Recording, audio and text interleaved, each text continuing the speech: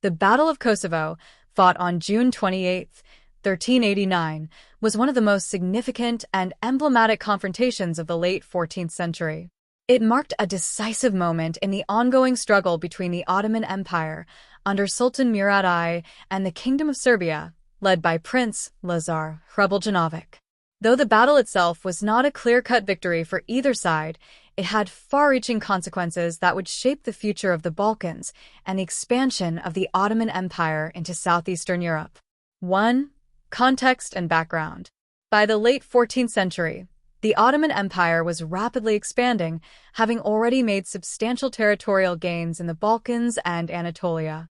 Sultan Murad I sought to consolidate Ottoman control over the region and continue his push westward into Europe.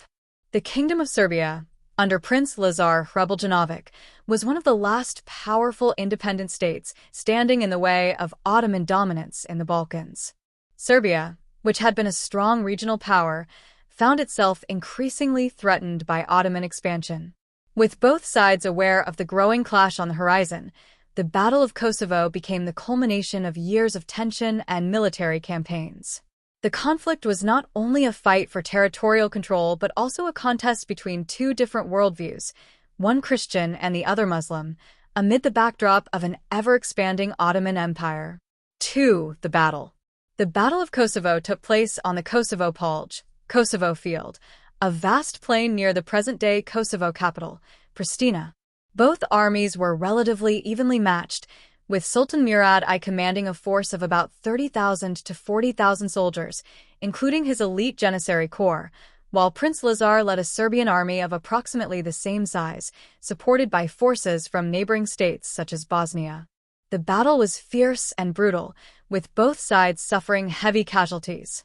The Ottomans, known for their disciplined and highly trained infantry, engaged the Serbian forces in a series of coordinated assaults. However, the Serbs, also experienced warriors, put up strong resistance, utilizing their well-organized and skilled forces to contest every inch of the battlefield. One of the key moments of the battle came when Sultan Murad was assassinated by a Serbian noble, likely with the aid of some of Lazar's forces. This act, carried out by a member of the Serbian nobility named Miloš Obilić, was a symbolic blow to the Ottomans, though it did not immediately shift the momentum in favor of the Serbs. While the exact outcome of the battle remains debated, it is generally accepted that the Ottomans emerged victorious due to the death of Prince Lazar, who was killed during the battle. However, the toll on both sides was so great that neither could claim a definitive triumph. The battlefield was left with the bodies of thousands of soldiers, and both armies suffered significant losses.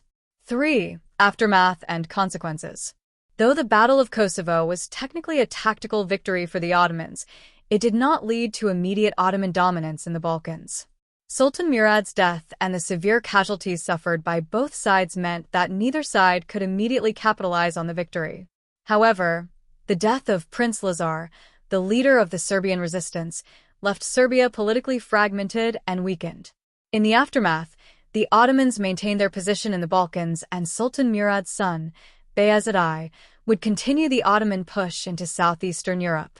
Serbia, though weakened, managed to survive as a vassal state under Ottoman suzerainty, though its resistance continued intermittently for decades.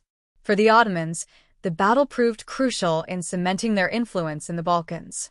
It also symbolized the transition from a largely Byzantine-dominated region to one that was increasingly under Ottoman control.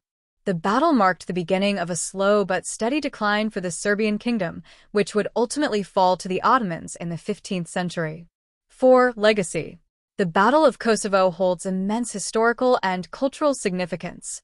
It is often remembered as a symbol of Christian resistance to Ottoman expansion in the Balkans.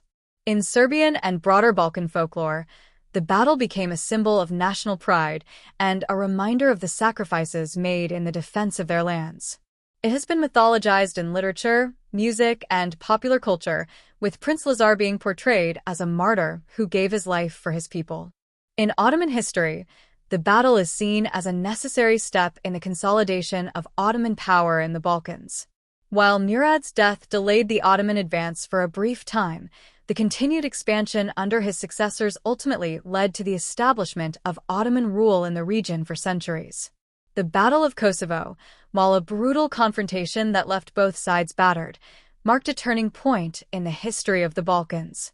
It is remembered not only for its military significance, but also for its role in shaping the future of both the Ottoman Empire and the Christian kingdoms of southeastern Europe.